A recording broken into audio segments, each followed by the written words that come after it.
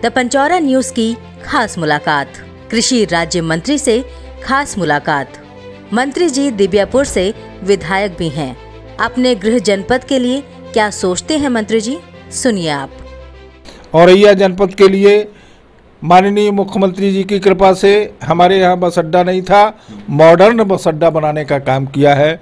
न्यायाधीशों के पास चैम्बर नहीं थे, 74 करोड़ रुपया देकर न्याय भवन के लिए भूमि अधिग्रहित कर ली गई है।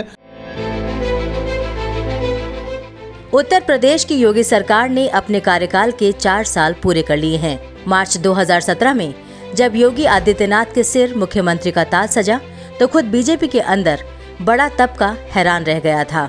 उस समय योगी के सामने पार्टी में सबका स्वीकार्य नेता बनने की भी एक बड़ी चुनौती थी। सत्ता के अनुभव की कमी के बावजूद योगी सीखने, समझने और एक्शन लेने में पीछे नहीं हटे। मोदी शाह की जोड़ी ने जो भी टास्क दिया उसे योगी आदित्यनाथ ने जमीन पर उतारने के साथ साथ खुद को साबित कर दिखाया और इसी का नतीजा है कि प्रदेश में योगी सरकार ने अपने 4 साल सफलतापूर्वक पूर्ण कर लिए हैं। वहीं औरैया जनपद को योगी सरकार के इन 4 सालों में क्या कुछ हासिल हुआ, इस विषय पर हमारे संवाददाता अक्षय कुमार ने बात की कृषि राज्य मंत्री लाखन सिंह राजपूत जी से। आपका गृह जनपद औरैया है, औरैया के लोगों को क्या कुछ मिला है अपने 4 सालों में? जी देखिए, आज से 70 साल 2017 से 70 साल की गणना करिए, हमारे पूरे उत्तर प्रदेश में मात्र 12 राजकीय मेडिकल कॉलेज थे। आज उत्तर प्रदेश सरकार और माननीय प्रधानमंत्री जी के नेतृत्व में 30 मेडिकल कॉलेज की स्थापना की जा रही है और जिसमें से हमारे औरैया में भी एक मेडिकल कॉलेज की स्थापना हो रही है।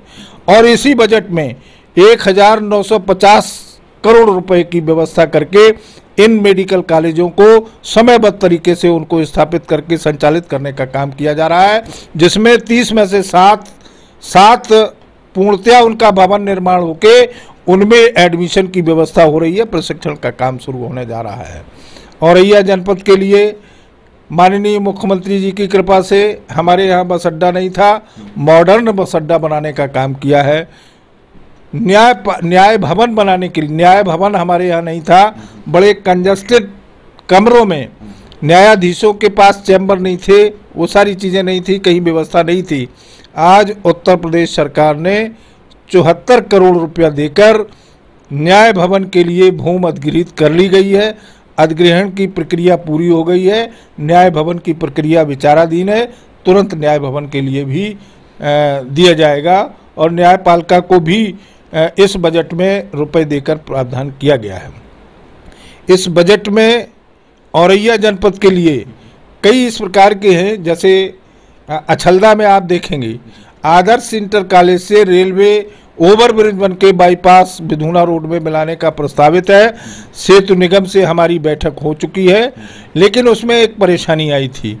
जैसे अछलदा आदर्श इंटर कॉलेज से बाईपास जाएगा तो रेलवे ने अपनी ये आपत्ति की थी कि हम फाटक पर दीवार खड़ी करके ये रास्ता बंद कर देंगे, लेकिन हमारा तर्क था कि अगर हरिगंज बाजार का आदमी नहर बाजार में जाएगा तो कम से कम 6 किलोमीटर जाएगा और हरिगंज वाला नहर बाजार वाला 6 किलोमीटर पार करके यहाँ पर आएगा। इसलिए वहाँ पर एक प्रस्तावित स्टैंडर्ड फुट ओवरब्रिज का प्रस्तावित है और वो भी उसका स्वीकृत हो गया है, उसका भी काम जल्दी शुरू होगा। पाता में रेलवे का फाटक का ओवरब्रिज का मैं शिलान्यास काफ़ी दिन पहले कर चुका हूँ, हो चुका है। कल मैंने 70 सड़कों का और पर्यटक का भैंसौल मंदिर में लगभग 50 लाख की लागत से पर्यटक स्थल मंदिर को पर्यटन में परिवर्तित करने का काम किया है। मैंने प्रस्तावित किया था, माननीय मुख्यमंत्री जी ने उसका बजट जारी कर दिया है और उसका मैंने कल शिलान्यास भी कर दिया है। विकास खंड का भवन जर्जर था, उसको भी बनाने का काम किया है।